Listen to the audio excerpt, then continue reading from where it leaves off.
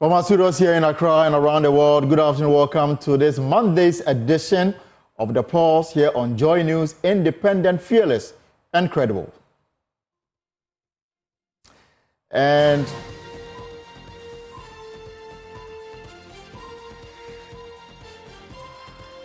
this afternoon we are live on DSTV channel 421, Go TV 125. We are also streaming live on all our social media platforms at Joy Newsroom TV.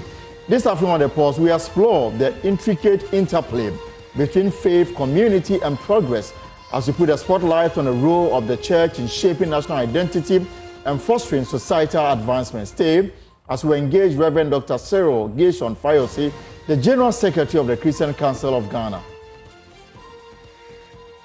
Also in this bulletin, prepare to pay more for your passport application process as the Foreign Affairs Ministry revised passport application fees. Standard service for 32-page booklet now costs 500 Ghana cedis, while the 48-page booklet is priced at 644 Ghana cedis. And later in the bulletin, 276,000 households resort to indiscriminate dumping, whilst 250,000 bury their waste in the ground. We have details of the Ghana Statistical Service data, which reveals alarming figures regarding solid waste disposal practices across households in Ghana. And of course, the Pulse is brought to you by Global Communities Digilu, affordable, safe sanitation for all. My name is Elton Grobe. Thanks for choosing us. This is Joy News, independent, fearless, and credible.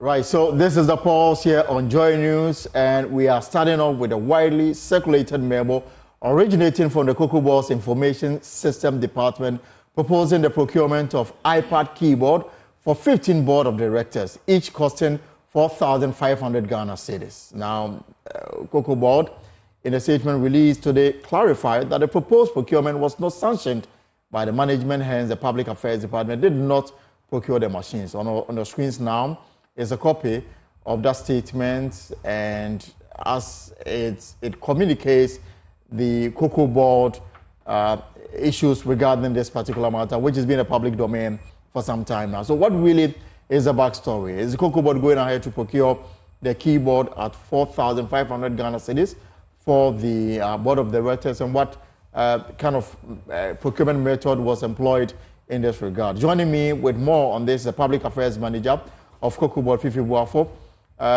Fifi, thank you very much for your time this afternoon on The Pulse. Nothing. And I had to pull you out from your holiday and then to engage on this matter, which has become a public concern. So this proposal, you say, wasn't sanctioned by the management of Cocoa Board. Can you expatiate more on this? Well, thank you very much, Elton. So every department within the board, based on budgetary allocation and then also program for the year, will make proposals to the executive management for consideration. And the IT department, for some time now, what they are doing is to roll out a paperless administration. So, for example, there's a converse system they have instituted, which gives room for all documentations going to the board for the attention of the board as sent electronically, and then they are assessed on that platform. So board members do not have to be given hard copies or photocopies, if you like, of documents for the attention of the board. So based on this, they made a proposal, and the proposal was that they should buy keypads for iPads, which the board members use. This proposal has gone through a certain level, but are not at the level of executive management for approval. And management has not sanctioned the procurement of it. My information is that this has not received any sanction for the procurement. And I've seen people who say that, why buy this for them? Why do all that? I can say that we have not procured the key parts for the board members, and that's the story. So therefore, this is not even under consideration by management of Cocoa Board? No, at the moment, management of the board is not considering buying the iPad keyboard as has been put out there. So it is not for consideration. It has not been procured, and that is not on the table at the moment. But are these equipments necessary for them in their line of duty as board of directors of Cocoa Board? Well, I believe the IT department felt it was necessary, but it is not everything a department will propose to management that management will give approval for. Management will have to weigh it as to whether or not at the moment of the request it is necessary to proceed to do that. The timing is critical. Value for money is also important, and management has weighed that, and management has not given approval for its procurement. So therefore, this afternoon, on this Easter Monday, you are telling us that no such movement has been done on this, and that we can go to sleep knowing very well that board members will not have the keypad. Precisely. We are not, as I speak to you, so let me state, right. We have not purchased it, and it is not a matter being considered at the moment for procurement. So no such amount of money have been spent, and we are not paying for that as I speak to you. But it's very interesting that internal communication get leaked into the public domain in a way, a manner that, it came out. It's unfortunate. It is unfortunate. There are persons who sometimes feel their allegiance is not to the company they work for, and they do not respect the oath they have signed onto, probably thinking that they have a superior or a different master, if you like, to serve. But that is where you work, and that is where you earn your paycheck. So if you decide to put out this information to bring down the reputation of the organization you work for, of course, there are systems in place to ensure that such persons, when they are caught, the rightful procedure at the office will apply. Are you going to look into this? Well, I can only speak to what management has permitted me to speak to it. But obviously, leaking official information is not one that is endorsed at the office. So it is my expectation that the processes at the office would work. But since I do not have express permission by my superiors to speak to that, I would not want to get into it. All right, Fifi, let me allow you to enjoy the rest of your Monday holiday. Well, obviously, no one to enjoy. All right. Thank you very much. Fifi Boafo is General Manager in charge of Public Relations with Ghana Cocoa Board, and he's emphatic that Cocoa Board has not sanctioned the procurement of key parts for Board of Directors. Now, the communication that came out internally was to the effect that the management had decided to procure key parts for Board of Directors of Cocoa Board at 4,500 Ghana cedis per one. But the clarification is provided this afternoon is that there's been no such movement. Cocoa Board is not going ahead to procure the key part. We'll follow up on this matter to bring the very latest as and when we have it. But let's stay on the pulse. It's Monday afternoon. Now, over 260,000 Ghanaian households resorted to indiscriminate dumping, whilst 250,000 buried their waste in the ground. That's according to data from the Ghana Statistical Service 2021 Population and Housing Census. Shockingly, the data also revealed that 1.9 million households opted for burning their waste, contributing to environmental degradation. Regions like the Upper East, Northeast exhibited the highest rate of waste burial, while Savannah and Upper West face rampant indiscriminate dumping. And we have put together, a slide to paint the picture for you this afternoon as to how some people are doing. Now, acting head of the Demographic Statistic Director, Godwin Odai JB, joins us via Zoom for further discussion on this rather, disturbing matter. Mr. JB, is Easter Monday. Let me say happy Easter and welcome to the Pulse here on Joy News. Thank you and happy Easter to you too. Right. And Ghana Service is always grateful to you to helping us in the disseminating of our results. So the survey report suggests that some, they have decided that they will not take their waste to the dumping side or wait for the waste carriers to come to their home and pick it. Rather, they've decided that they will open a hole in their home or on their environment and then bury them. How bad is the situation from the results you got from your survey? Yes, we came out with this report, which was part of the census results to commemorate the day set aside for waste management, which is 30th March. So based on that, we decided to come out with some of our results from the 2021 population and housing census. So we look at indiscriminate dumping of waste, that is solid waste, and which the figure you mentioned, and then also to look at those who bury their waste, and then also for others also burn. Then we also look at those with receptacle to store the waste, because once you have the receptacle, at least you can store it in a place. The litter is collected to a central point. Then also we look at those households that buried their solid waste, which all in a way not good. Then again, I think the other one we also wanted the general public to know is the proportion of the household whose waste, solid waste, are being collected. If you have a solid waste and then it is being collected using the compact tricycle, or you have a walk-in person to pick it for you, definitely you know that it is all being sent to a central point. So these are some of the key issues we look at, or to highlight the day set aside for waste management. And you say that this is widespread in some selected regions. Can you go over the regions for me?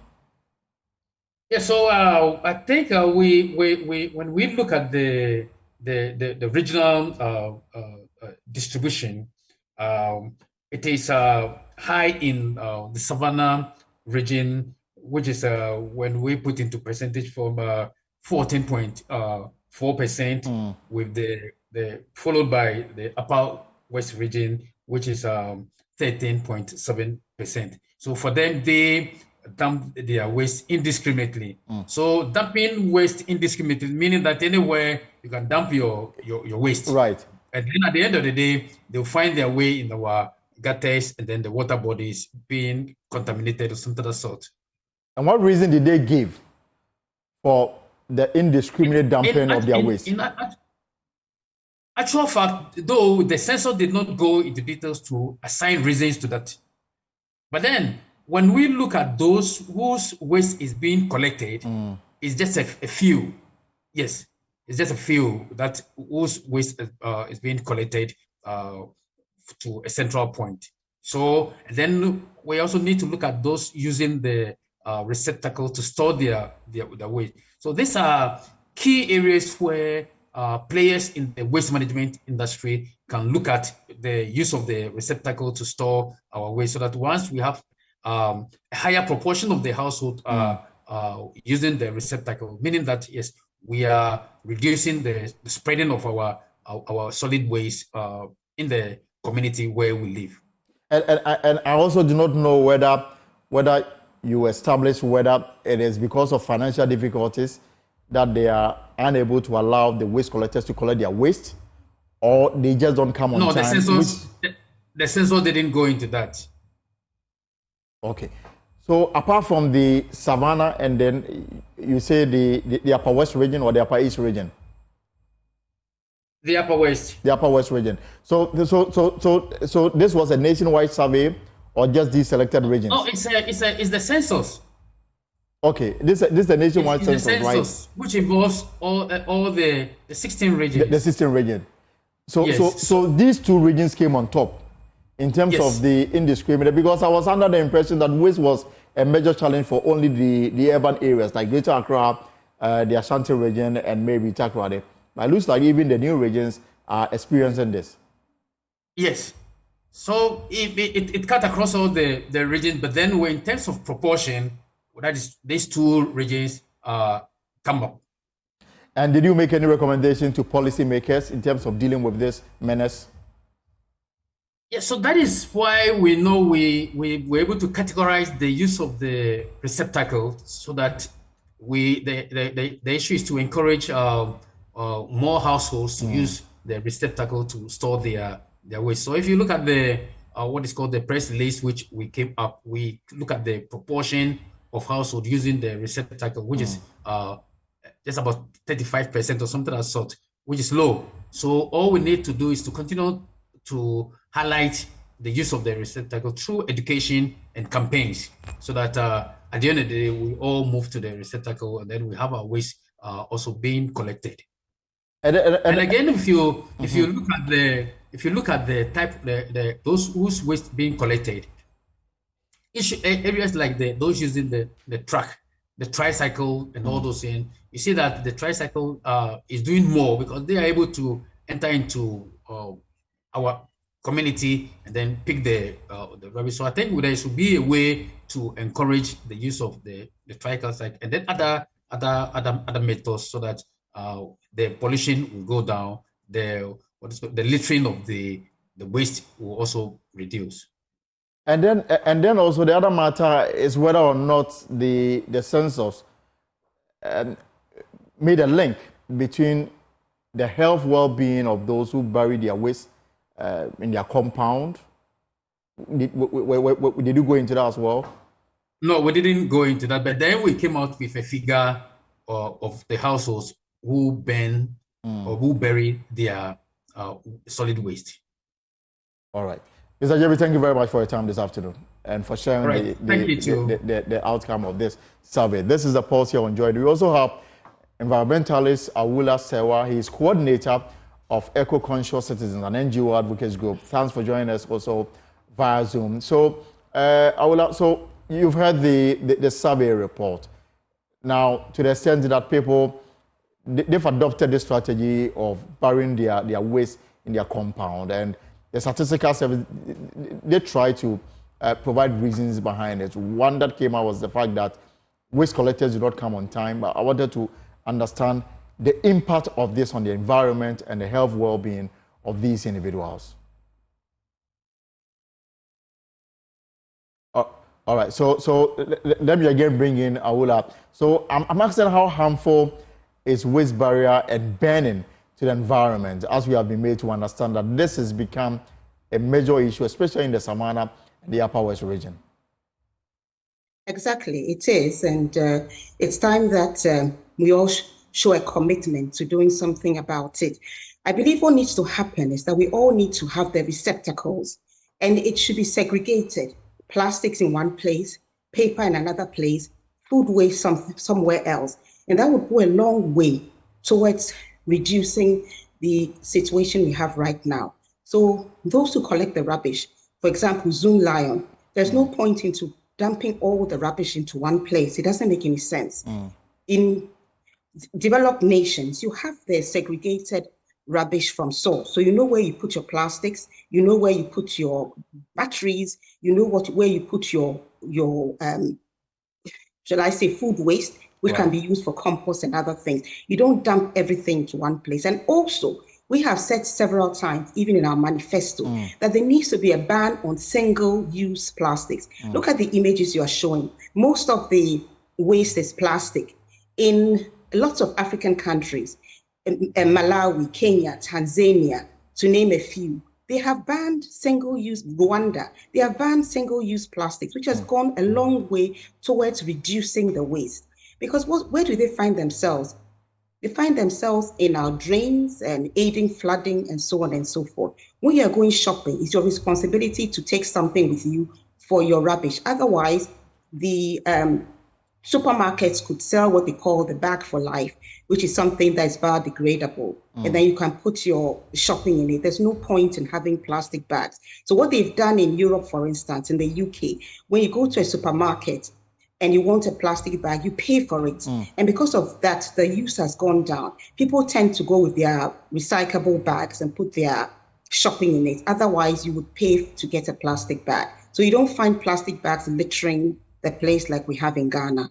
Well, until maybe we have a law that will ban plastic bag. We'll have to live with it at least for the time being. But I'm more interested in this angle of the story, which says that if you look at the assemblies and the fact that they have standing contract or relationship with waste collectors, especially Zoom Lion.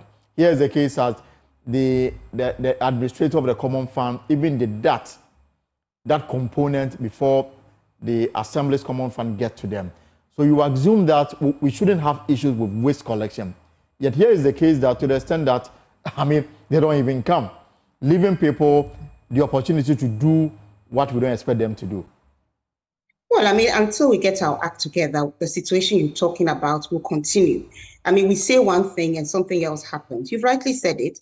And a lot of us pay for whether allowance, waste, Zoom line, whatever you want to call it. And they are supposed to come and collect your rubbish. But I'm saying that even when they do come, they need to give people different receptacles so that we don't dump everything in one place. We, for instance, are very particular about recycling. And there are recycling companies that we might call for the plastics. It's such a struggle to get them to come and collect it. Some of the assemblies have, for example, I know Ladma, we arranged for them to have one. They have somebody who comes for the plastics. So you can take your plastic waste to Ladadeko for municipal assembly, right, and it will be collected. But even then, it's very difficult to get the residents to do so. So I hear what you are saying. You are absolutely right. Zoom Lion needs to do a better job. But people only do what you expect them to do. You are paying them. So if they're not doing what they are supposed to do, then you stop paying them. But if you continue paying them and you say they're not doing what they're supposed to do, then there's a big problem somewhere, isn't there? So what's the way forward in these circumstances? I thought waste management was an urban issue. Now according to the Ghana Statistical Service, it's even more pronounced in the Savannah and the Upper West region. I thought this was an Accra and Kumasi issue. But even in less populated areas, it is becoming a challenge. Well, to become a challenge, what is happening now is that we are all, we produce so much and we waste so much. So we have something called reduce, reuse, recycle. We have to reduce the amount of waste we are producing. For example, it's being said that at this rate, there'll be more plastic in the waters than fish if we don't do something about the way we are conducting ourselves. But it's also so many measures have to be put together in tandem. It's not just one thing. You need to stop people from littering. When they do so, the law needs to come hard on them. You need to make sure that everybody, once you have a household or a business, you need to show who's collecting your waste. You cannot, because once you are living, you are going to be producing waste. And then something needs to be done about it. First and foremost, the question is the fact that we are producing too much waste. Look at packaging. You go and buy an item, and about 3/4 of it is packaging, which ends up in the dustbin. Right. Is that necessary? There's also the issue of those who come and collect, those who are using tricycles, and sometimes it's difficult to follow and trace them to see where they dump this as the final resting place. With respect, if you are in loss of a better word, if you're in a well-organized country, how do you have tricycles coming when the tricycles don't have very clear terms of reference so that you know where they are taking their rubbish to? Some just go and dump it anywhere and come for more rubbish. This is unacceptable. We have a country where lawlessness reigns. Everybody does what they like, and we haven't heard of the word enforcement. If the tricycles are coming, they need to be, monitored by the local assembly. So you know that this tricycle is handling these areas. You know where they are taking the waste. So that if they collect the waste and dump it in front of somebody's yard or in a park or something, then you know what to do. You can't just allow them to come, collect rubbish, dump them anywhere they like, whilst you look idly by. We need to tie things together. There's too much indiscipline, too much lawlessness, and too much of everybody doing what they do without any regulation. That is the problem we have. Now, the impunity of this is what we discovered as part of our field exhibition program here at Joy News, where one of my colleagues, Masol Agbagba, went to the former seat of government, the Osu Castle, right in between the Osu Castle and the Asunjue Park, where the former president, John Evans Atames, was buried. And in between these two areas is a refuse dump. And people have actually designated a place where they will go and ease themselves. That is the level of impunity being adopted in this area. But you see, you cannot have impunity if you have a sensible system and there's enforcement. You see, human beings do what you expect them to do. Very few people are like you, law-abiding. Whether there's somebody with a stick behind them, they'll just do the right thing. Many human beings do what they are expected to do. They know if they litter, before they realize there'll be somebody there to find them, so they don't litter. They know that you cannot have a house without a place of convenience. Houses are being erected every day. There are kiosks and so on and so forth. They have no place of convenience. Where do you think they're easing themselves? And yet you have the authorities just watching idly by. So yes, I've seen very nice areas and you see a rubbish dump there. Sometimes you call the local authority and tell them, or take a photo and send them to them. And what happens? Most of the time, nothing. The litter just piles up. And more people see litter there, then they decide that this is a designated place for me to throw my rubbish. So certain things need to follow. Every household must be able to show who is collecting their rubbish. If you notice, a while back, we all paid rates, and the local authority themselves collected our waste. Right now, every Tom, Dick, and Harry can just come and they're collecting the waste they can dump anywhere. And we're still, we don't ensure that dwelling houses and businesses can show where their rubbish is going. And it's to the detriment of all of us. The burning is causing air pollution, which is going to make us ill. It is causing the rise in asthma and so on and so forth. It's making the whole place so insanitary, and you have diseases like cholera and so on and so forth. And then we just watch and do nothing. We can solve this problem tomorrow, or shall I say yesterday, if we had the commitment. Because with commitment, we can solve all the problems. The laws are there. All we need to do is enforce them. We should not be allergic to enforcement. Without enforcement, you can pass all the laws. Say you have all these sustainable development goals, and you're not going to get there. We just use them. We have no, we go around green Ghana. The very next minute, we're building on Parks and Gardens land. We're building a filling station in Parks and Gardens in Wa. And then we turn around and say, green Ghana, we're trying to reach the SDG goals. I mean, we're just not serious. We go to conferences, we just collect our per diem, come back, what changes? Absolutely nothing. And my final question will be the way forward, especially when in 2017 we were told that Accra was going to become the cleanest in Africa, and later revised to the end of the term of the president's, tenure, 2024. Are we anywhere close to making Accra the cleanest? Well, if you look at what's around you, does that look so? When you go to Kigali, Rwanda, they haven't said anything about being the cleanest city in Africa. But when you go there, you can see how clean they are. You see, it's not about gimmicks. It's not about saying, I'm going to put my presidency on the line, and then illegal mining is even worse than before you made that undertaking, and the state itself is complicit. It's not about sound bites. It's not about slogan. It's about hard work, and it's about taking the measures that need to be taken. I can stand here and give you some sound bites. It's not a magic wand which will change anything. If you're not prepared to do the hard work, to put the systems in place and to ensure that there's enforcement, all these things will remain sound bites. Accra is filthy. It's a beautiful place which could be cleaned. It's filthy because we're not prepared to put the systems in place. We're not prepared to enforce anything. We're just prepared to bring our hands and say, look at these people, they are burning. What are you doing about it? That's why we have authority. Thank you very much, Awila, for your time this afternoon on the pulse here on Joy News. And we are talking about filth, and of course, here at Joy News, we are embarking on this campaign. It's a filth exhibition, and of course we've been bringing you reports of filth across the capital, Accra. If you have your camera, your phone with you, you can also be a citizen journalist and help in making Accra and Ghana the cleanest, of course, in Africa. This is the pulse here on Joy News with me, Elton Broby. Now it's April 1, and of course the new month is starting with something new. If you are looking for a passport and your budget was 100 Ghana cedis, it's no longer 100 Ghana cedis. It's 500 Ghana cedis. And that is the news. Effective 1st April 2024, prepare to pay more for your passport application process. That's because the Foreign Affairs Ministry has revised fees for passport application. Now, standard service for a 32-page booklet now costs 500 Ghana cedis, whilst a 48-page booklet is priced at 644 Ghana cedis. For expedited service, you will have to pay 700 Ghana cedis. for the 32-page booklet and 800 Ghana cedis for the 48-page booklet. It follows parliamentary approval, and of course, Parliamentary Affairs correspondent Kwaku Asante will join me with more details on this matter. Kwaku, you're welcome from your Monday holiday. All right, so we'll take a short break. When we come back, we'll go into this new, fees and charges approved by Parliament, which is taking effect, the reason why you'll be paying more for your passport here on the Pulse.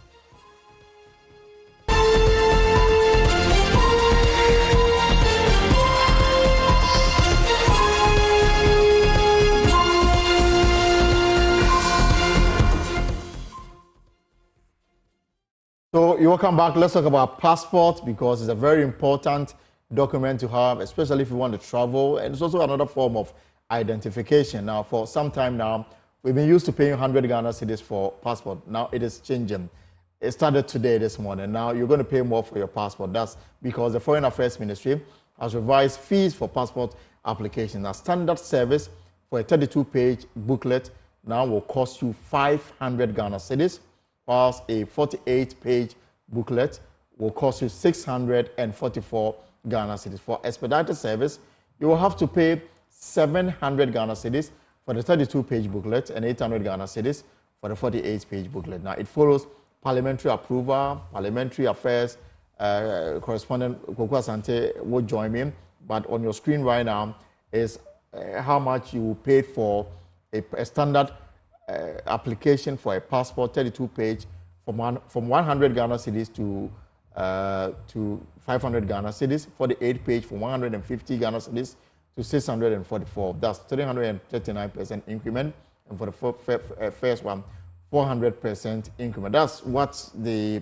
Minister of Foreign Affairs is giving to you as you celebrate Easter Monday, especially a holiday gift. Now, let me bring in Parliamentary correspondent Kwaku Asante, who has been following this matter in Parliament. Kwaku, you're welcome to the Pulse. Thank you, Alton. So it appears that the fees and charges that went through the 21-day maturation in Parliament is now matured and it's already taking effect. Well, yes, Elton, like you said, a very important Easter gift from the Foreign Affairs Ministry. And from what we are learning, it is going to cut through a lot of ministries, departments, and agencies. And from tomorrow, John needs to be breaking down some of the cost items from the various MDAs and how much we're expected to pay. And if this Foreign Affairs Ministry percentage is anything to go by, it means a lot of services are going to go up. But like you said, Elton, it's been 21 days, 21 certain days of this LI having gone through Parliament. It's been a long, tortuous journey. The Foreign Affairs Ministry have been on a certain project. They've been asking Ghanaians to pay what they call realistic passport fees. And in fact, on the 13th of December in Parliament and 14th also, when the Foreign Affairs Ministries had their estimates approved in the 2024 budget, the Foreign Affairs Minister was on the floor of Parliament, urging Parliament to urgently consider that Fees and Charges Act that the Foreign Affairs Ministry, as well as other MDAs, had put before Parliament, urging for an urgent reconsideration of how much you paid for a passport. And so, like he put out on the screen, it used to be 100 Ghana cedis. And so, in fact, yesterday, if you tried to buy a passport and you tried also to renew your passport, you're going to pay only 100 Ghana cedis.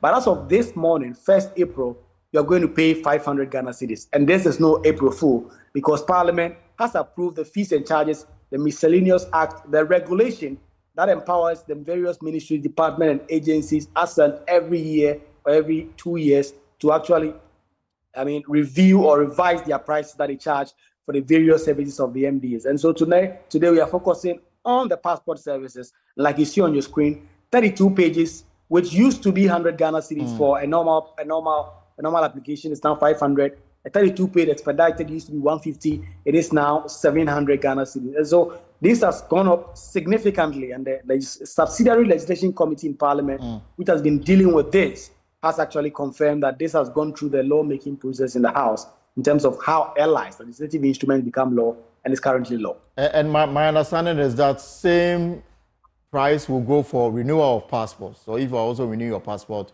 you will pay the same amount for 32 pages and the other pages. Yes. So it used to be that if you're buying a new passport or trying to renew your passport, you pay the same amount. If it was 100 cedi for a 32-page booklet, you pay the same amount. It is the same thing that has been carried forward to this time around, where if you are renewing your passport application, and it's a 32-page standard application, you are going to pay 500 cedis. If you want expedited service, you pay 700 cedis. If you have a 48-booklet, we used to be 48 cedis, you are going to now pay 800 Ghana cedis for the expedited and 644 cedis for a standard service. And all this, it should be emphasized, has gone through rigorous parliamentary checks. It's been laid in the House for 21 sitting days and has now become law. We'll hear from the ranking member on the Foreign Affairs Committee shortly, Samuel Okudzeto Ablakwa, who says that this is very disappointing. According to him, the prevailing economic conditions does not justify this increment. But my question is, this was put before the Subsidiary Legislative Committee. They had the opportunity to look into it. Everybody kept quiet. It's been very quiet as far as this matter is concerned. And all of a sudden, we have voices that are kicking against what has now become law. Exactly, Elton. And in fact, one thing that is also a bit surprising is that the Subsidiary Legislative Committee is one of the few committees in Parliament that is chaired by opposition MPs. Right. It's chaired by the NDC. Dr. Dominic Ayine is chairman of the committee. And so Okudzeto Ablakwa's point is noted that, of course, it is true that on the floor of Parliament in December, they did impress, he in particular, asked the Foreign Affairs Minister to actually shelve this increase and do that incrementally. But since this LI was laid on the floor of the House, there's been no talk about it. And in fact, when the NDC opposition wanted to oppose the LI that was going to ban the importation of rice, sugar, and all that, of course, they did make a lot of noise, and they were able to scuttle government plans to do that. And so if they wanted to do this, some have argued they would have been able to do this. But as of now, this has become law. It was laid in Parliament, 21 sitting days. There was not a haste. There was not a let or hindrance. In fact, for so many of us, this went really under the radar until the Foreign Affairs Ministry actually came public to announce, as of this morning, that this was going to happen. In fact, some people that I've been talking to say that, well, the Foreign Ministry wanted to be a bit tactical. They did not announce this ahead of time so that people would go and buy the passport in waiting because they don't want to pay the 500 cedis. So they announced it the very morning that a change is about to happen. But this was in Parliament, and there was no let or hindrance from anybody, from either the majority or the minority side. The minority MPs who are now claiming that this is something that is so expensive and they want something done about it. And I can only expect more of such agitations going into tomorrow and the days to follow. Because, for example, I know that this same fees and charges that has matured in Parliament and is now a law, included in this document was also a proposal from Ghana Health Service, proposal that came from the Kolebu Teaching Hospital, the Konfanoti Teaching Hospital. For example, treatment of dialysis to go up to at least 600 Ghana cedis per session. And if this is what the LI approved, then clearly this is what is going to be the base pay in terms of dialysis treatment, maybe starting tomorrow. And the reason why also the verification for nurses also jumped from 500 Ghana cedis to 3,000 is also because this LI is not fully functioning. Exactly. And in fact, from tomorrow, like I said early on, we're going to break down some of these cost items and how much exactly it is costing. Kolebu Teaching Hospital and some health facilities across the country had been making a lot of noise, demanding an increase in how much it costs for dialysis treatment in these public hospitals. They were not able to get their due, and now the Fees and Charges Miscellaneous Act has been passed. And in fact, my checks, and Elton, I've been sharing that with you. Some of the members of the committee tell me that the Fees and Charges that was passed, it has 10,000 pages. Right. It covers almost all Metropolitan District Assemblies, department, agencies, hospitals, everybody. Every state entity that charges some amounts have gone through this process. And so from tomorrow, when we're able to secure full copies of these Fees and Charges regulation that has now become law, we will now get to know officially if dialysis was considered under this, and has it gone up. The patients had made a lot of points about how that will be a death sentence for so many persons. But it is left to be seen if that was also considered, and whether these various hospitals, these various MDAs are going to make their own announcing a hike in these prices. Elton. Thank you very much. Koko Asante is a parliamentary correspondent, and of course, 10,000-page document announcing new fees and charges in the country. And already the passport one is already generating some form of controversy, because the ranking member on the Foreign Affairs Committee, Samuel Okudzeto Ablakwa, is unhappy with what he described as disappointing fees that has been imposed on Ghanaians at the time that the country is going through some financial hardship. He says that the committee will summon the Foreign Affairs Minister to explain why passport fees jumped from 100 Ghana cedis to 500 Ghana cedis for just the 32-page document. Take a listen. Will not bode well for a country. The timing is bad. We have unprecedented economic crisis. Inflation has gone through the roof. You know that the general living conditions are terrible. We have a cost of living crisis. This cannot be the time to do this. So we made our views very, very clear to them. What happened subsequently is that they went ahead and this was added to the general fees and charges. But we insisted that even if this is where they want to get to, it could be done in a graduated manner. Because what the foreign minister admitted is that they had not touched the passport fees for a long time, for many years. So I said that, look, you don't virtually derelict for this long, and then suddenly you wake up saying that it is the lowest in the sub-region, and so you want to slap such a high percentage. And so let it be graduated. That was the advice we had for them. That is why we suggested that let it be graduated, because if you look at other countries who left us behind, it was being done gradually, and they didn't even achieve that increment during periods of economic crisis, not when we are going through financial haircuts, we are desperate for an IMF bailout and all of that. So I am deeply disappointed that the ministry did not take our advice and has just done one full swoop at a go, just imposing this high increment on the suffering Ghanaian people. But this was subject to parliamentary. This was subject to parliamentary approval. Is there any possibly any last-minute intervention that might come through from your office, or perhaps the minority side on the Foreign Affairs Committee? When the House resumes, we intend to revisit this matter, because my recommendation, I believe, that is sound.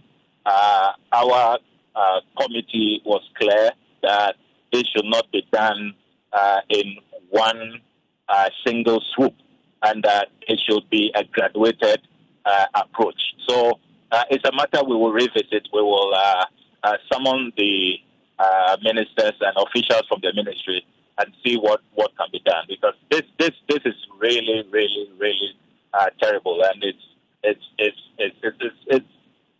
going to add on to the already excruciating hardship and anguish that Ghanaians are going through. Expect to see upward review of charges and fees that you are likely to be confronted with if you visit any public institution that charges.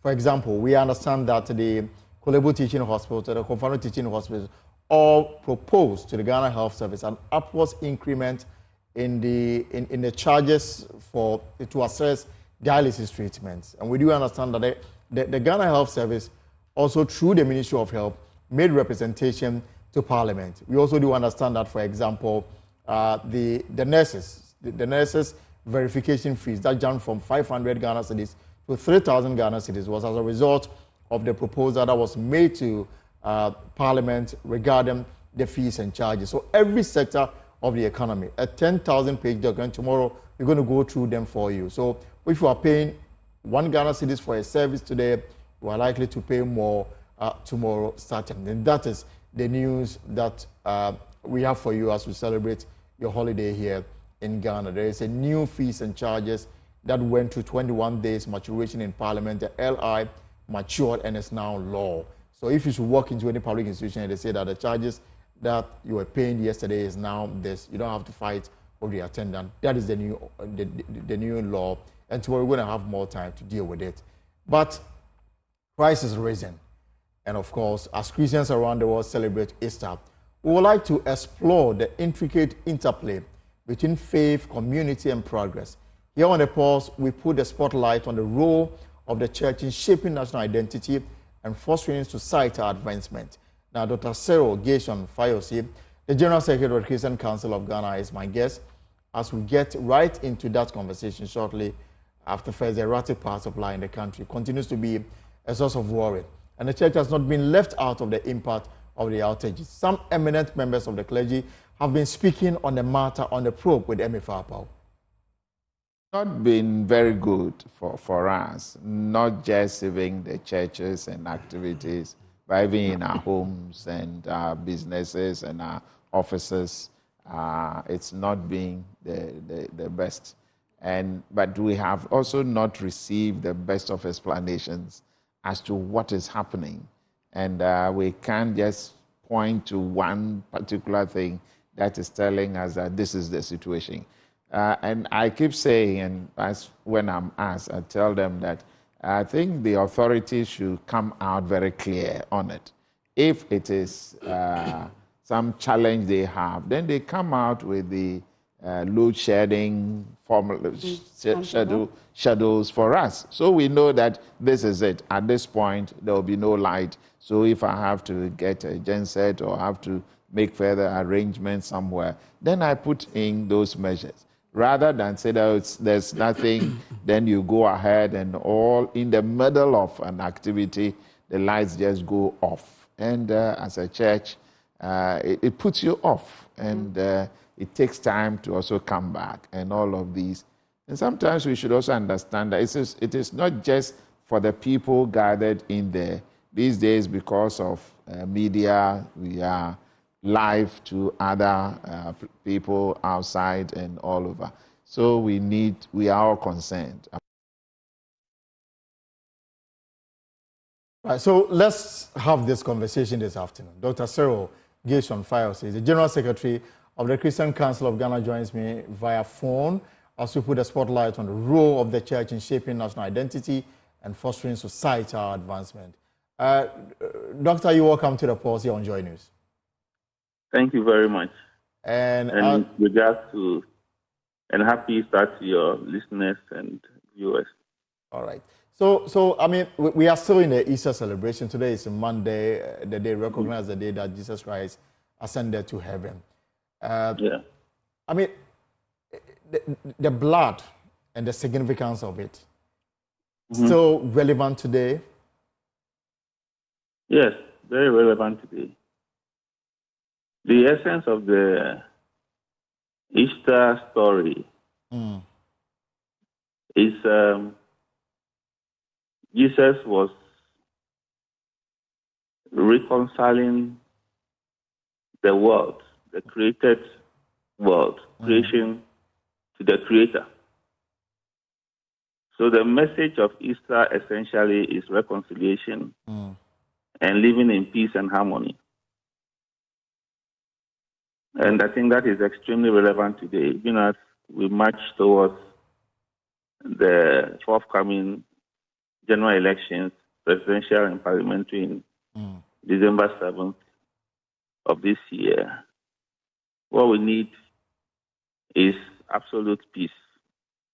We need to do that even as we prosecute the agenda of elections. Right.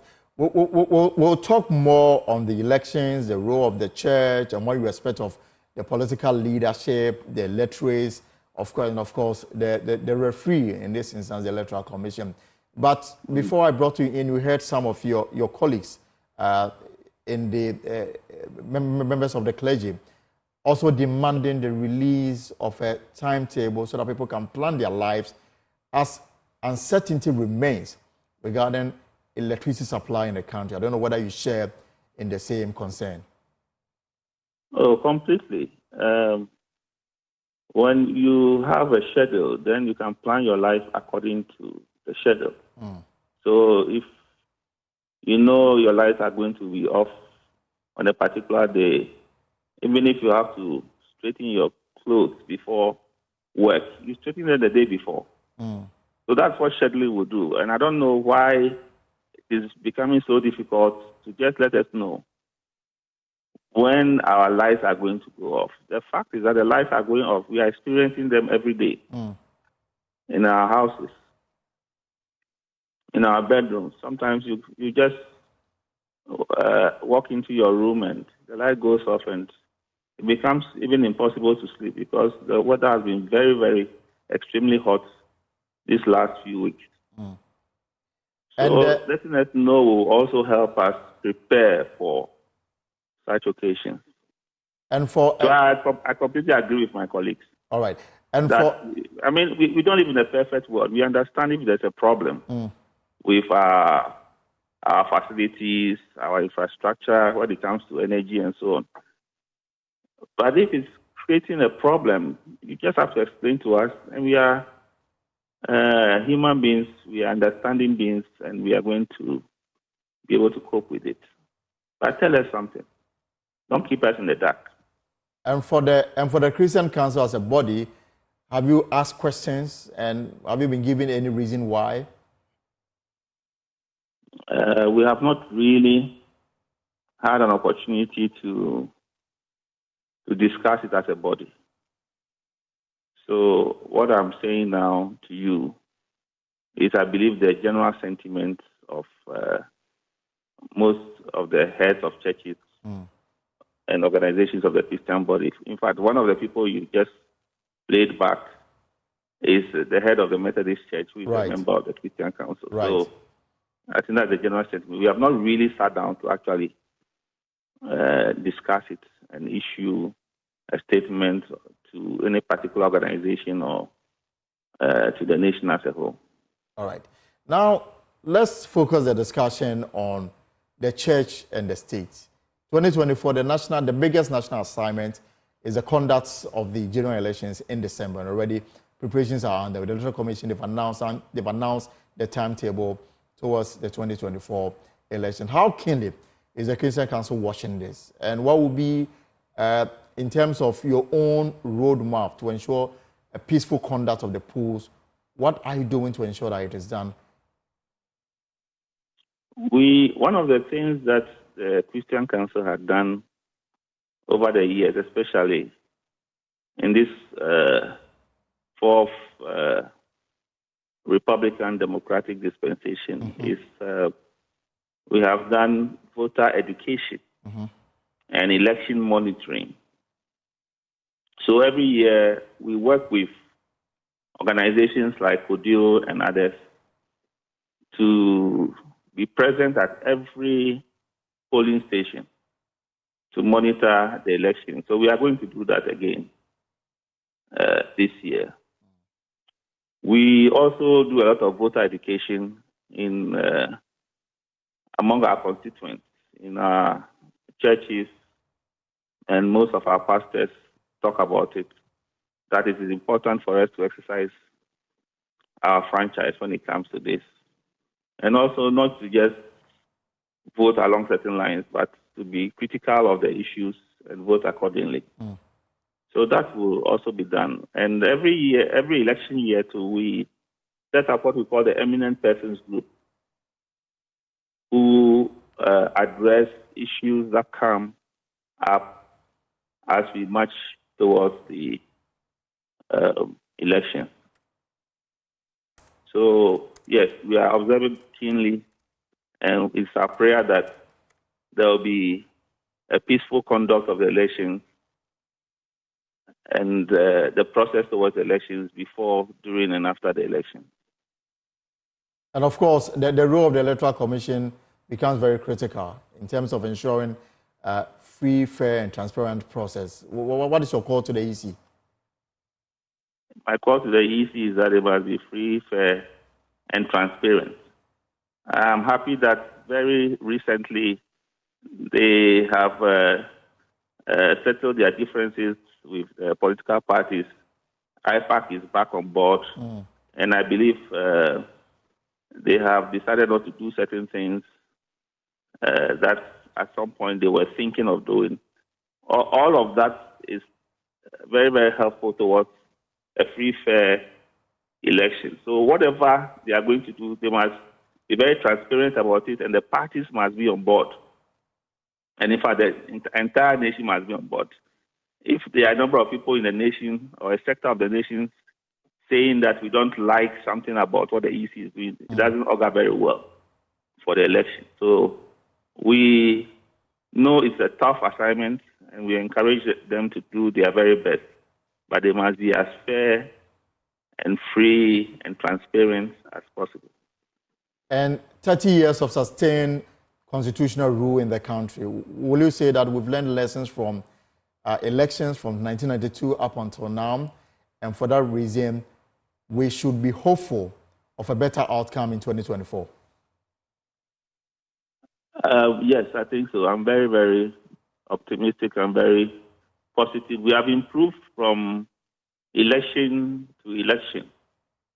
So I believe that this time around, too, we are going to do well. There have been problems along the line, and most of those have been addressed in one way or the other, even though not fully.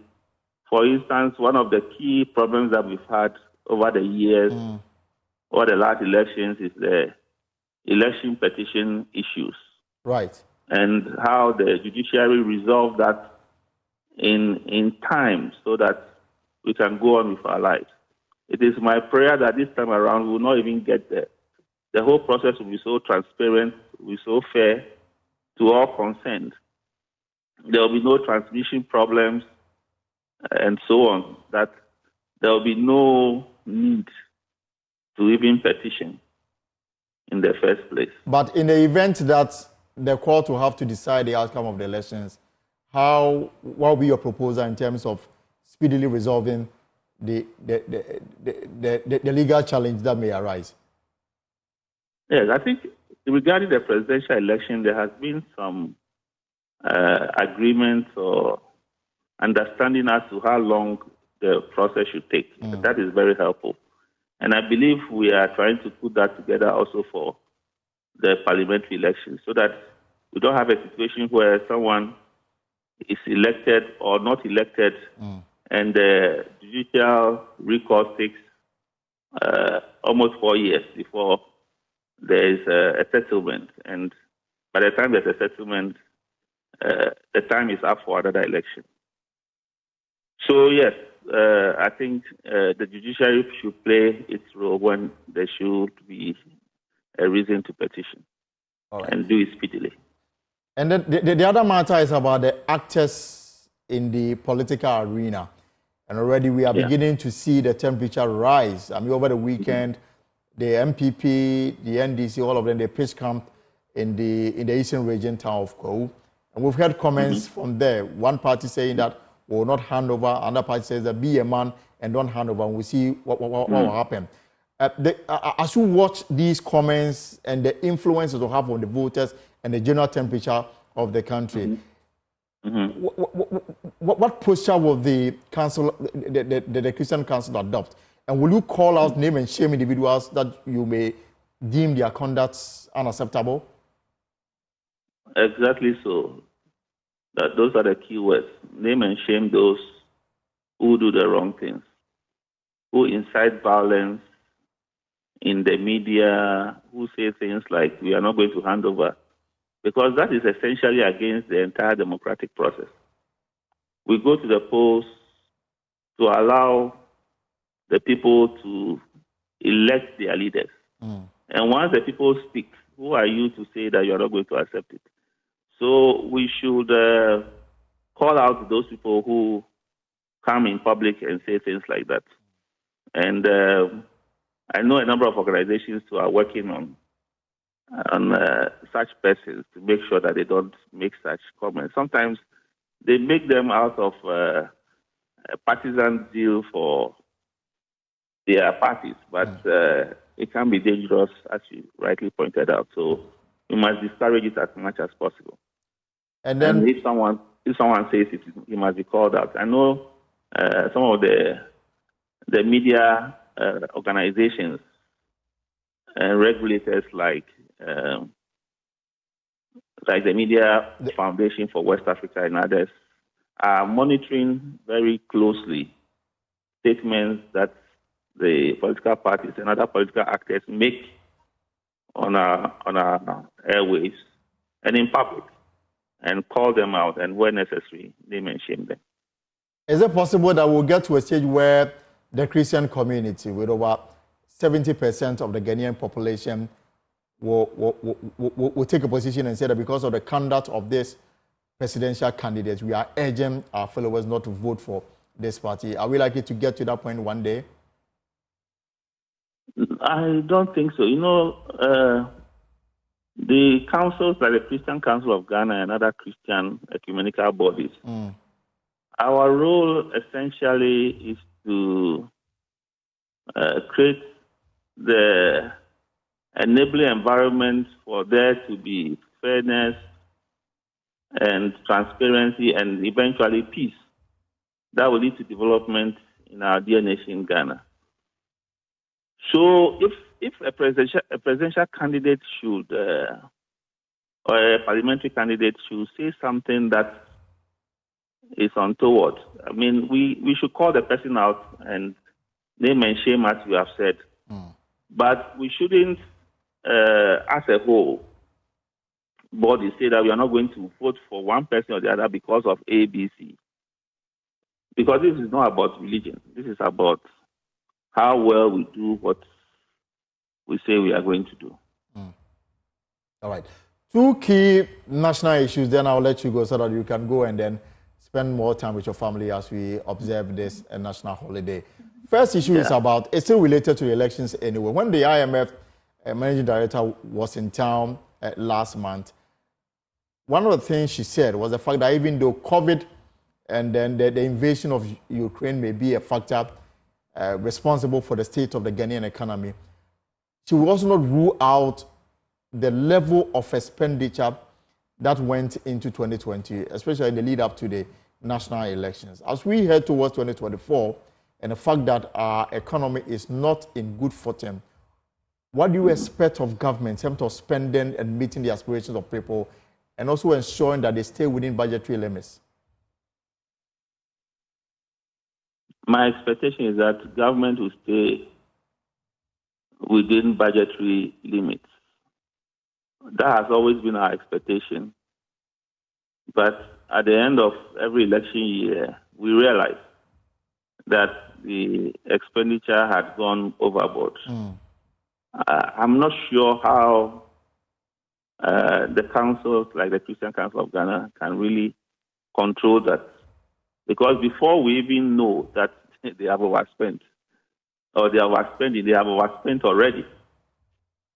So I think our legislature should do a better job of making sure that all the expenses actually go through the necessary approvals in Parliament before they are done. I know the budget has been approved, but are we going to actually spend according to budgetary limits is another issue. So our parliamentarians are best should do a better job in controlling the expenditure of government in election years. Right. And my final question will be, there's been calls on a lot of Ghanaians feel that perhaps some finality should have been brought on the anti-gay bill. The Methodist Church Ghana says that they are hoping for a meeting with President Akufo to understand the reason why there's some kind of a stalemate on that matter. The Catholic Bishop Conference had made similar comments, say that they also want to meet with the president. The Christian Council, I don't know your reading of the situation and how speedily you want this matter resolved once and for all. Yes. The Christian Council of Ghana, the Catholic Bishops Conference, the Ghana Pentecostal and Charismatic Council are all putting their heads together as to how best to bring finality to this whole issue, the proper human sexual rights bill. And we are doing some shuttle diplomacy behind the scenes, but eventually a delegation will go to the presidency and spell out the position of the churches on the matter. Also considering some of the issues that had come up, because some of the issues that have come up are no mean issues. Some things that have been said by the Ministry of Finance and the concerns of government generally, that the international community will stop funding us, are real issues that must be looked at. But at the end of the day, the right thing must be done. But again, the reason why the president's signature is not on the document yet is known. The president has made it clear that we'll wait on the Supreme Court to make a pronouncement on the matters before it. Isn't that reason enough for everybody to hold on and allow the court to take its decision before we can now meet the president and to understand why? I think that is the generally accepted position at this point, to the extent that even Parliament went ahead and also injected some issues so that this issue can be settled speedily. So once someone had taken the issue to court, we should wait on the court to settle the matter, and then we can move on. So that is what I would say. So this upcoming meeting that you are proposing will look at the possible financial implications for the country if we should go ahead and have this as a law. That will be part of the discussion. But that should not take away the fact that you are strongly against, any attempt to legalize this thing. Yes. That also is part of the discussion. And that is the main part of the discussion. So in the coming days, we are likely to see all Christian communities come together for this meeting, or are you going to go individually? No. We are thinking of coming together and then have a tete-a-tete with the president. And our role is, as a Christian community, is to enable government to do a good job in governance, so that there will be peace, progress, and development in our dear nation, Ghana. So that is what we are going to do. How do we do that? So that at the end of the day, Ghana comes first. Ghana wins. So that is our primary goal. Right. Thank you very much for your time this afternoon. Dr. Fayose, for your time this afternoon on the Pulse. We're grateful for your time. We've been looking at the role the church can play in shaping national discourse and all that. And that is exactly why we brought him on, to have this conversation. But it is a holiday, but for some it's fasting, because Muslims observing the holy month of Ramadan have their main meal, the iftar and the suha. Now, in this edition of our Ramadan series, we throw more light on the iftar meal, which is the meal they take, the fast-breaking evening meal taken by Muslims after the Azan is called to signify the end of the fast day. My colleague Anas Sabe, who himself is fasting, has more in the following report. Basically, iftar means breaking the fast. It could be either at the end of the day, when the sun sets and Muslims are breaking their fast. And it could also be wrapping up the month of Ramadan. Iftar traditions are celebrated all around the world with celebrations, togetherness, and sumptuous meals. Traditionally, Ramadan fast is broken with dates, water, and then followed by a light meal. However, there are a range of food items that are made especially during Ramadan and are known all over the world. This feast of breaking the fast is usually done in a much more celebrated format in advanced Muslim countries. Hardly do you see it observed in such a manner in our neighborhoods here in Ghana. Malam Imran Armiao shares with us the relevance of this meal, particularly when held together as observed today.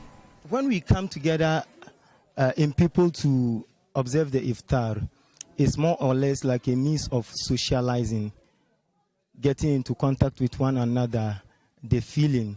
That is the difference between an individual iftar and coming together collectively to observe the iftar. In this era of economic recessions where households are going through loss and loss of difficulties, Malam Imran Armiao says organizing community iftars like this attracts lots of rewards. Prophet Muhammad sallallahu alaihi wasallam he do encourage wealthy people or those who are having a backbone to support those people who doesn't have a support, especially in the month of Ramadan. Coupled with the fact that nowadays there is economic hardship, so anyone who has a lot, feeding a needy or a person who doesn't have anything on him is more important at this time than feeding the person at any other ordinary time. To the masses who thronged the residence of the Zongo chief, Alhaji Awaisu Alhassan Musa Sari, where this iftar was observed, this outstanding act of kindness is unprecedented, particularly for people of Techiman and its environs. Alhamdulillah, Alhamdulillah. In fact, I don't know where to start. I'm much happier. I have been seeing this outside Ghana, most especially the Arabic countries and other countries. But today, because of Ajia and Dia, Matan Sariki, today I have witnessed this. So we are much grateful. Ajia and Dia, may Allah bless you. Senche wannan abu ne da yake ba kowa ke iya yi ba. Sa'adina muna gani ko lokacin video muke gani da cikin movies da sauransu, amma yau ya tabbata mun gani a zahiri. Sannan kuma gashi nan yayi kyau, jama'a da gida da waje da matan mu da mazon mu duka mun saduri guda, ya bar mun ga juna muna murna kuma muna far'a. Ni irin wani abu haka yau ne farkon abinda ni na fara zama kan irin high table haka, na samu ka dai ga ba shi ma na nuna ma ba, shi sa ka zo ka ga mu yi wanga taro an zauna kuma an ci masha Allah, ba ga jama'a ba ana nan kowa na munna yana nuna farin ciki. Like my short words were easy, massive. Mr. Starry, since started Ramadan Mubarak, the breaking fast across the areas, me who say the breaking fast by where the Surunkukra, the mechanic say Alhamdulillah. Others who could not hide their excitements were thankful to the Zongo chief and the family for their generosity and prayed for more of such engagements. What I want to say is that may Almighty Allah bless Sarki Zongo and his wife, may she never lack. Whatever she removes, may she get more than that. Inshallah, in fact, I'm very happy for that. Malam Noaim Musa admonishes wealthy Muslims to endeavor towards spending their wealth in the cause of Allah by spending to feed the poor. And spend your wealth in the cause of Allah and do not put yourself into distraction. So I am pleading them and also giving them the advice that they should spend their wealth in the cause of Allah subhanahu wa ta'ala. If they do so, they are going to gain the blessings from Allah subhanahu wa ta'ala. Anna Sabit, Joy News, Techiman. From the Christian community to the Muslims, and let's move to the traditionalists, because worshippers across the nation are calling for a national holiday to honor their faith. Leaders of this movement, Ngobia, Kofi Davo, and Samuel Davo, urge government to grant traditional religion the same acknowledgement as Christianity and Islam. The traditionalists have also asked government to help in some development works at their shrines. Ivy Setoji visited the shrine and has come through with this report.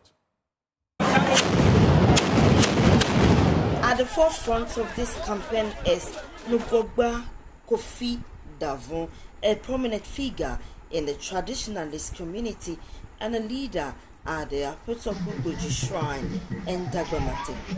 He emphasized the need for equity and religious recognition.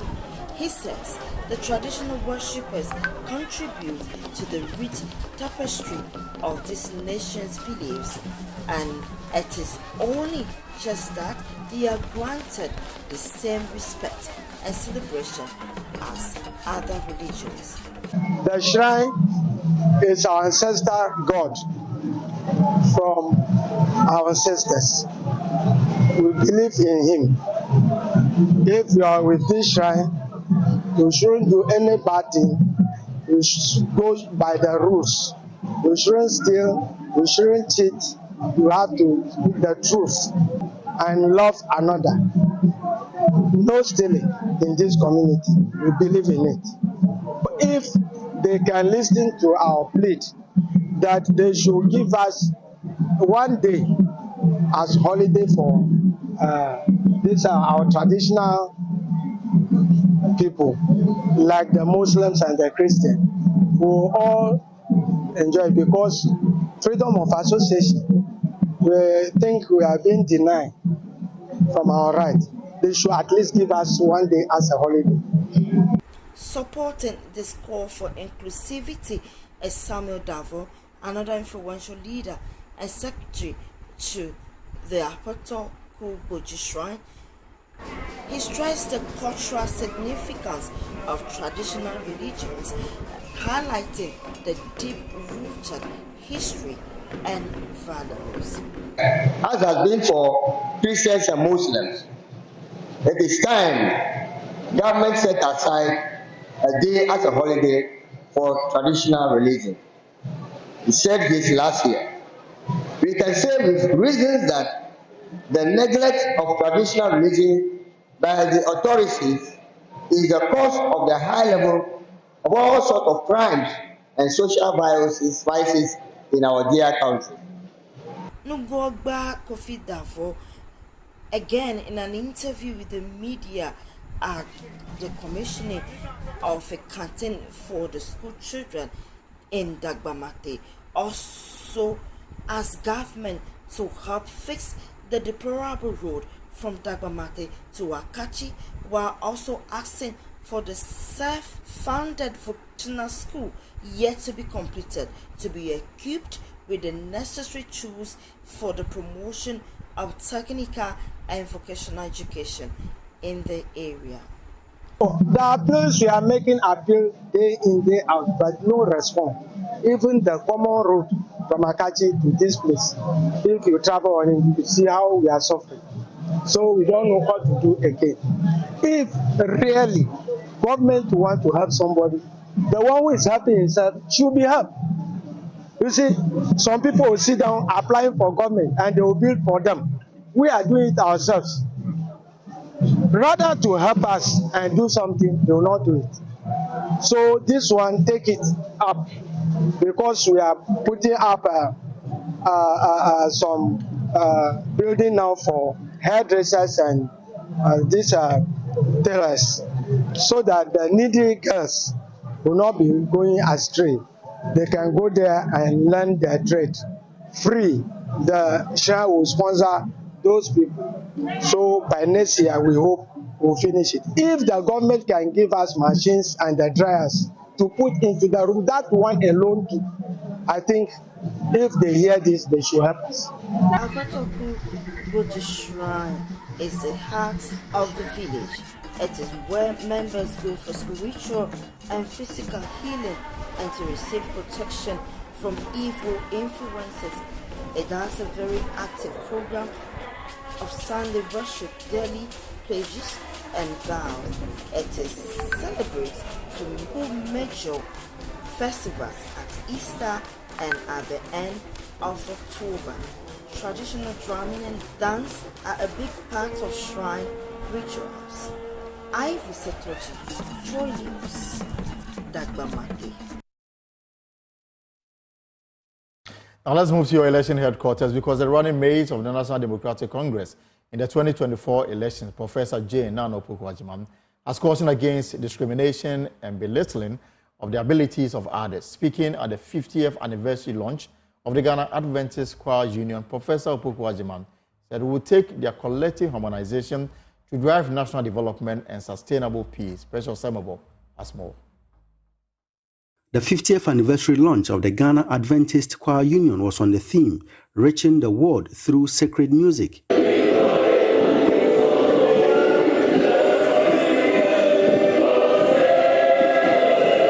The occasion saw various Adventist groups, both home and abroad, serenade dignitaries, including chiefs and political figures, with some melodious Adventist songs. Pastor Edward Nyako is the Executive Secretary of the Northern Ghana Union Conference of the Seventh-day Adventist Church. We have a group that is called Choir, and the purpose of the group is to go to the world with sacred music. And today is the 50th anniversary. We have invited many choirs across the country. The Lord has given us a lot of talents in order to sing, to minister in music. It is my appeal that when we are writing, we are composing music, let us come out with a music that is going to motivate us, a music that's going to be a source of healing to our society. In her address, the NDC running mate for the 2024 elections, Professor Jenano Pokwajiman, highlighted the positive role of music in the lives of believers. She, however, called on Ghanaians to embrace and harmonize the abilities of all for development and sustenance of peace. Na kwa no so kire ye no ma bebre ebi ni say so obi ana part also na sa ni nyina wo keka bomu a na harmony no eba tese so obi a wo ofa so obi ana di obeye obi ana tumi anyame di ama no enti ne na tese ye nipa na ya ba asase so ensese e bo obi ani ntia na me nim dodo na me na me free ha na wo de one session ya mfa nkire inti ga yɛmfa nkɔ yɛn ni yɛmfa obuo yɛmfa ahobrase yɛmfa ɔdɔ yɛmfa nkyerɛ bia na ka yɛhwɛ deɛ kɔ afɔ yɛ a aka yɛyɛ manga na sei basabasa ensi oda inti yɛhu so bia wɔ bibia ɔbɛyɛ ne yɛma obia nso kwan na ɔno nso nkyerɛ akyɛde kɛse a nyame de ama no ɔno nso ɔde boa ɛbɛyɛ. Bono Regional Minister Justina Osubanahini relished the impact of the occasion, transcending barriers. As we celebrate the gift of music, may this sing-song festival be a testament to the power of music to uplift, inspire, and transform lives. Music is a universal language that transcends barriers and holds a multitude of interpretations in the eyes of society.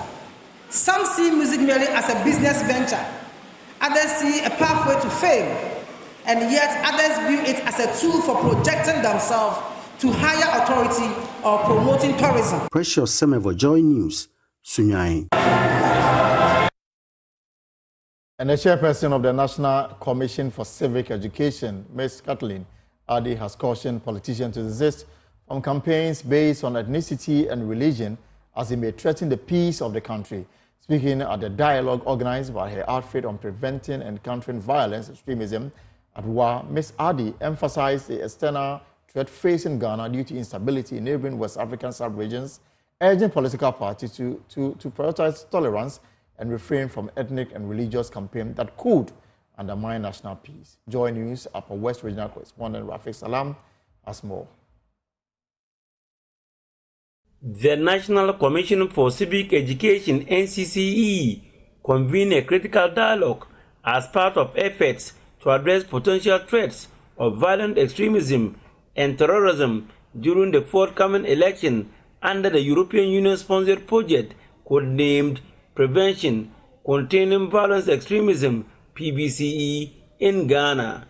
Stakeholders at the dialogue discussed strategies to promote tolerance and to ensure peaceful elections amid rising security concerns. The event, themed Promoting a Culture of Tolerance, a catalyst for peaceful election amid threats of violence extremism, underscored the agency of proactive measures to safeguard national security.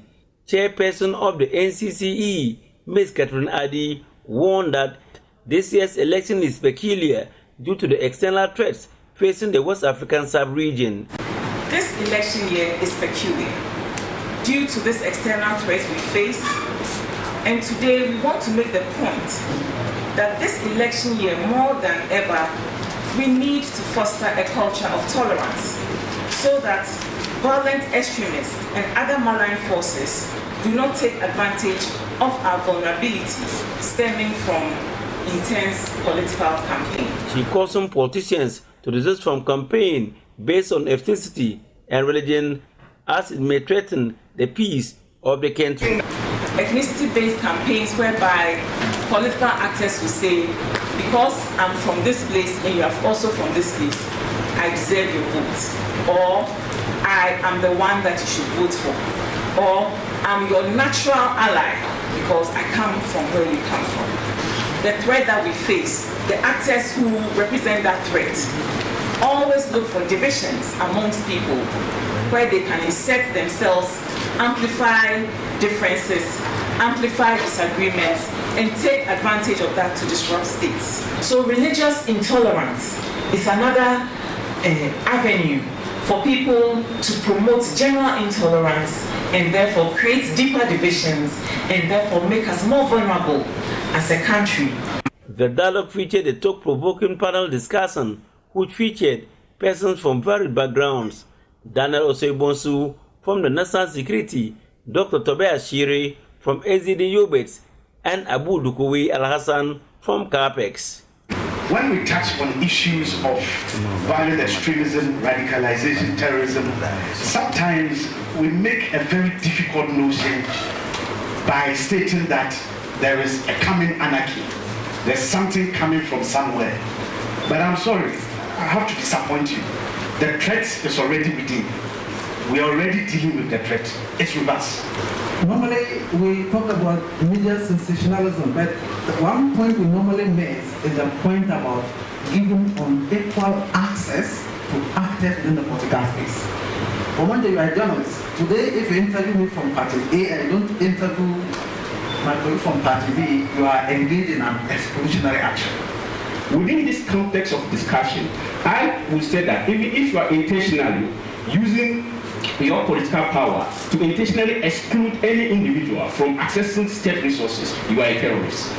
You are a terrorist. So in discussing terrorism or extremism, we need to ground our discussion within context-related factors. Participants engage in an open forum, sharing insights and concerns about election security and the role of communities in safeguarding peace. We must learn, or we must teach people that there are consequences to certain kinds of behaviors. So if you were violent in an election and the police gets hold of you, we must all learn to contribute to allow the law to take its course. I think that a lot of these problems we are talking about start with the indiscipline that we promote in our communities and everywhere. As Ghana braces for a pivotal election, the dialogue served as a timely reminder of the need for vigilance and unity in the face of evolving security threats. Reporting for Joy News, Rafiq Salam. To defend forever.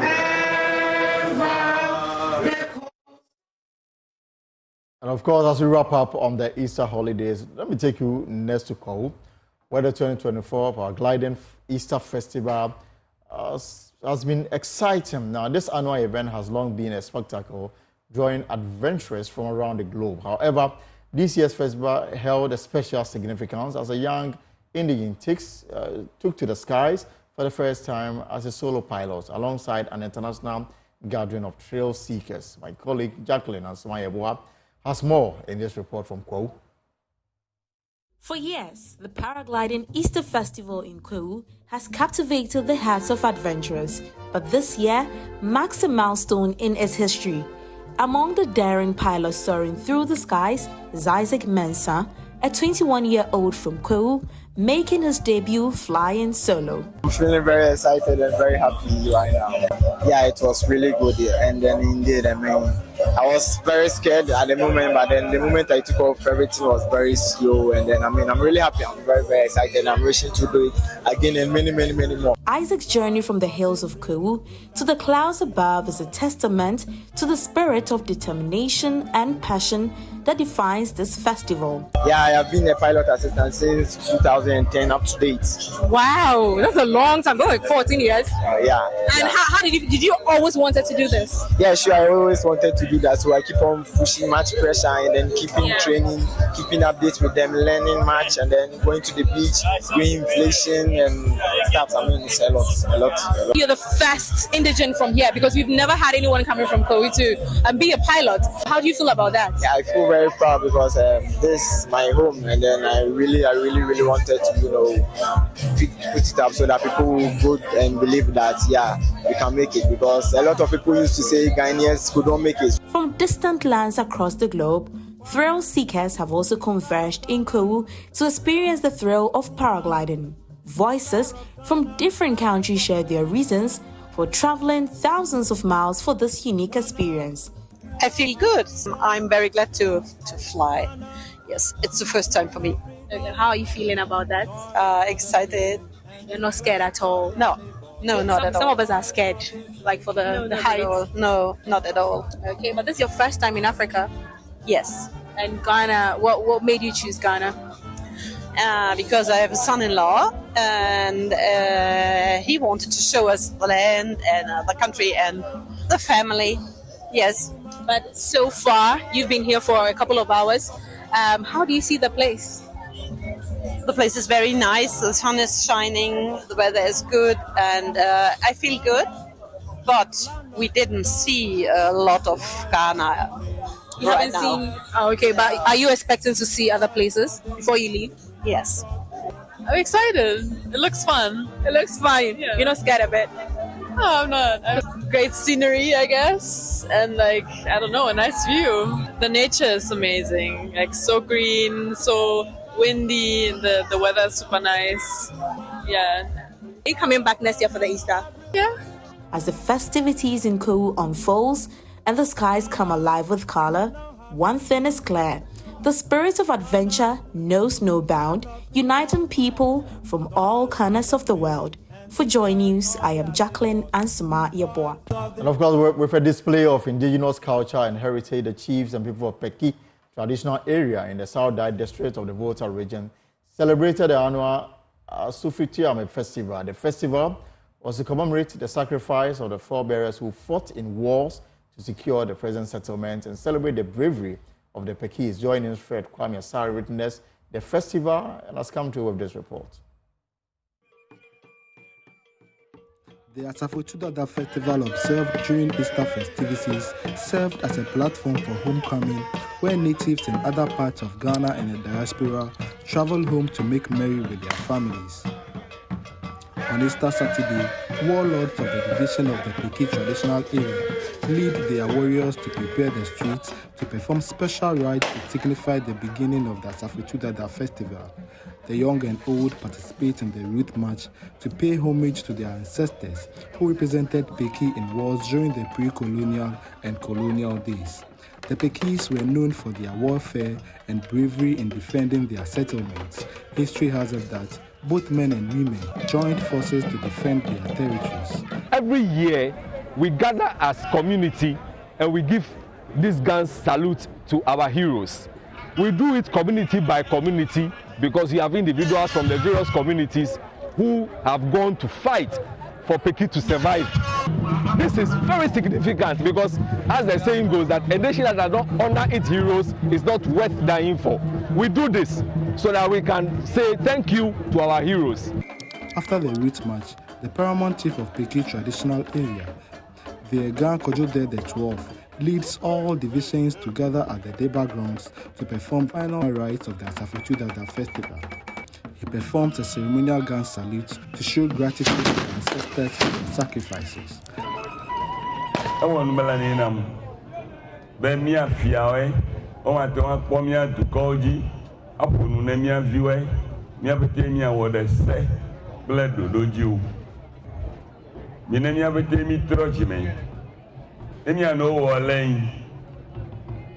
Ghana mi di mi eleyin mi apete mi adometore kai mo gbogbo la wana Peki wa je gomechi abiado gain. The South Dai District Chief Executive, Godwin Kwame Dajawa, advised the traditional authorities to use the festival to raise funds to support development projects to complement the government's efforts.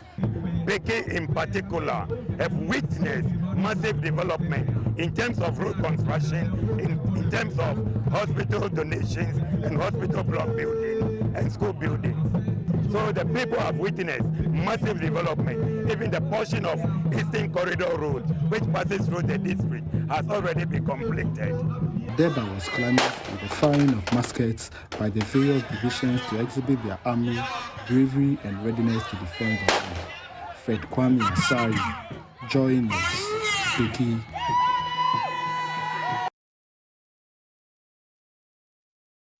And that's our show this exciting Easter Monday on Pulse. For more stories, log on to our website, myjoyonline.com. Stories we have for you. It is ignorance. That's 63-year-old Ghana priest fights off calls for his arrest for marrying a 12-year-old girl. And that's his explanation. Attorney General directs police to seize vehicle seizure for minor traffic violations. And of course, passport application fees hike. Expedited service now at 800 Ghana cedi. Standard is at 644. My name is Elton Brobe. We shall be back tomorrow same time with another exciting edition. LTS is up next on Joy News. You have a good evening.